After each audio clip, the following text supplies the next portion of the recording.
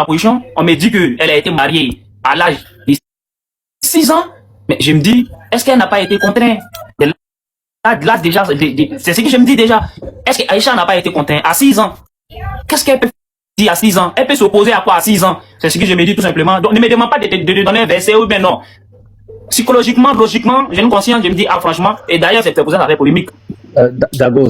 Non, attends, s'il te plaît, Melhaj, s'il te plaît. Pardon, j'ai une question. Elle est où la souffrance là? Tu peux donner un élément ou pas? Regarde, moi je lui ai posé une question très simple. Je t'ai posé une question très simple, Dago. Tout le monde a entendu la question. La question c'était, est-ce qu'elle a souffert? Toi tu me parles de contrainte, tu me parles de pas de contrainte. C'est pas ma question. Ma question c'est, est-ce qu'elle a souffert? Contrainte déjà, c'est une souffrance, champion. Ok, alors je te pose une question. Contrainte, c'est une souffrance. Tu dis, comme elle a pas eu... Ok, écoute-moi, tranquillement. Tu m'as dit, comme elle a pas choisi de se marier, parce que c'est son père qui a choisi pour elle, alors ça veut dire qu'elle a souffert. Je te pose une question maintenant. Si tu as un petit enfant de 6 ans, il veut manger des gâteaux et des chocolats à tous les repas, tu vas l'autoriser ou tu vas pas l'autoriser? Ah, il me dit que c'est elle qui a voulu. Tu vas comprendre, T'as un enfant, il veut manger des chocolats à tous les repas. Tu vas l'autoriser ou tu vas pas l'autoriser? Réponds à la question. Elle est simple la question. Est-ce que tu vas autoriser ton enfant à manger des gâteaux à tous les repas? Bah, je vais pas l'autoriser à manger les gâteaux tous les repas. Mais je vais. Mais tu vas le contraindre. Calme-toi, monsieur. Il faut le contraindre alors. Non, moi, je suis très calme. On se calme. Regardez d'abord si ça va pas le rendre malade. Donc je vais pas le donner à tout moment. Mais je vais m'arranger que mon enfant, en tout cas, soit à l'aise avec ce qu'il aime. Mais je vais pas le donner à tout moment. Peut-être ça peut le rendre malade. Tu vois? Exactement. Ça veut dire quoi? Ça veut dire que il y a des moments où tu vas interdire des choses, où tu vas contraindre l'enfant, où tu vas pas lui demander son avis, parce qu'un enfant c'est un enfant. Mais son avis.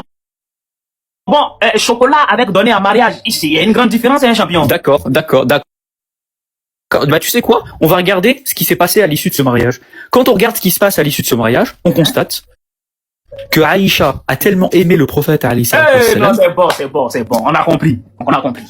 Justement, je vais rentrer dans les détails, parce que ta question. C'est bon. Ici, tu vas nous dire que Aïcha est là-dedans. Oui. Aïcha était heureuse. Aïcha, non, franchement, c'est bon. On a compris. Oui. C'est dans les sources, en fait. Ça veut dire que, à partir du moment où tu veux rentrer... C'est bon. On a compris. Ça fait 1 heure, je ne sais pas, on a cœur de là. Eh ben, laisse-moi développer. Non, mais tous tes arguments, ils ne fonctionnent pas. Regarde, juste, je vais conclure parce que j'ai montré que t'avais aucune réponse en réalité. Tous tes arguments, ils fonctionnent pas. Tu nous parles de l'esclavage, ça implique des souffrances. Aïcha, je t'ai demandé, t'as pas été capable de citer ne serait-ce qu'une seule souffrance. Depuis tout à l'heure, tu bavardes, j'ai vu aucune souffrance qui n'a été citée. La seule chose que tu nous as dit, c'est quoi? C'est la contrainte. Pour un enfant, de toute façon, un enfant, il fait pas ce qu'il veut, il choisit pas ce qu'il veut. Toi-même, tu as admis que ton enfant, tu lui poserais des contraintes, des interdictions, et tu lui ordonnerais de faire certaines choses.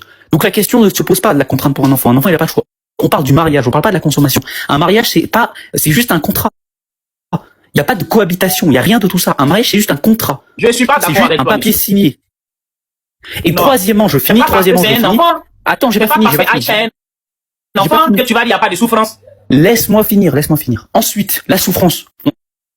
On a vu, t'es pas capable d'en citer. Moi, par contre, toi, t'as pas pu citer de souffrance. Moi, je vais te citer l'inverse de la souffrance. Dans le patrimoine islamique, quand il est question de Aïcha, parce que quand vous dites qu'elle a 6 ans, vous dites qu'elle a 9 ans, vous venez où? Vous venez dans le patrimoine islamique. Vous n'avez pas cherché ça dans Harry Potter ou je sais pas où. C'est dans le patrimoine islamique que vous avez trouvé ça. C'est dans nos sources à nous, dans les sources musulmanes. Or, dans les sources musulmanes, quand on va dans les sources musulmanes, qu'est-ce qu'on constate? On constate que Aïcha participait à des batailles. On constate qu'elle avait des compétences en médecine, qu'elle avait des compétences en poésie, qu'elle avait enseigné le hadith, qu'elle avait enseigné à des compagnons du prophète alayhi salatu wassalam, et qu'elle était même jalouse pour le prophète alayhi salatu wassalam. Est-ce que ça, c'est le comportement et l'habitude d'une femme qui a souffert? Non, la réponse est non. C'est pas le comportement et l'habitude d'une femme qui a souffert. Conclusion, elle n'a pas du tout souffert et ce mariage n'a pas eu de conséquences négatives, contrairement à ce que tu laisses penser. Je viens de comprendre. Vous ne pouvez pas dire le contraire. Et moi, je suis d'accord, j'ai compris. Non, mais toi, tu nous donnes le contraire. De toute façon, vous ne pouvez pas dire le contraire. Non, mais si toi, tu n'as pas de preuves contraires. Si toi, tu n'as pas de preuves. Tout ce que moi j'ai dit, Monsieur Dago, ici, on n'est pas venu faire parler les émotions. C'est pas un débat du quartier. Ici, c'est un débat de source. C'est un débat intellectuel. Si tu dis que, laisse-moi parler. Non. Si tu dis que le mariage, là, ça te gêne, faut nous montrer, faut nous donner les preuves. Quand tu écoutes ce qu'on dit, faut écouter ce qu'on dit. Il faut me respecter. Non, mais fatigué, tu ne laisses pas les gens parler, on n'arrive plus à te comprendre. nous tâtons les oreilles. Nous tirons, on tire à la fin. Voilà, le but du débat, c'est de montrer que c'est pas bon. Si toi tu veux montrer que c'est pas bon, faut nous donner des sources. Non. Toi tu dis Le non. problème, c'est que selon j'ai mon compris. sentiment. Ah, mais écoute, tu dis non, selon mon sentiment, c'est pas bon. Je pense qu'elle a souffert. Maintenant, on te montre les preuves qu'elle a pas souffert. On te Oui, montre ça, j'ai compris, j'ai compris. Alors, J'ai compris cela. J'ai compris que vous voulez. Laisse-nous. Oui, oui. Tout Ici, est là, ça. regarde. Voilà. Oui. Voilà pourquoi je te mute. Voilà pourquoi je te mute. Voilà, c'est comme ça on fait un débat. Un débat là. Tu mets un texte et puis on voit les preuves. On lit. Quand vous avez dit qu'elle a 6 ans, c'est de nos sources que vous avez pris, non? Ou bien, c'est non? Est-ce qu'on a caché nos sources? C'est nos sources qu'on dit qu'elle avait 6 ans. C'est nos sources aussi qui disent qu'elle était heureuse. Il n'y avait aucun problème psychologique. Il n'y avait aucun problème au mariage. Là, sur toi, tu trouves qu'il y a un problème. Sors-nous tes sources. Tu t'appuies sur quoi pour dire que le mariage est problématique? Mais toi, tu es là dans les émotions seulement. Non, c'est un enfant. Non, bon, je pense pas. C'est fini. Non, on n'est pas là pour toi. Je On peux est là pour répondre. toi. Donc, on va écouter Léon Zay. Il nous a affiché quelque chose. Il va nous dire. Alors, Juste, je précise. Je précise une chose. Je précise une chose, c'est que ce que Ismaël il a dit. Écoute 2 secondes, écoute. Ce que Ismaël il a dit, ce que Von Reich a dit.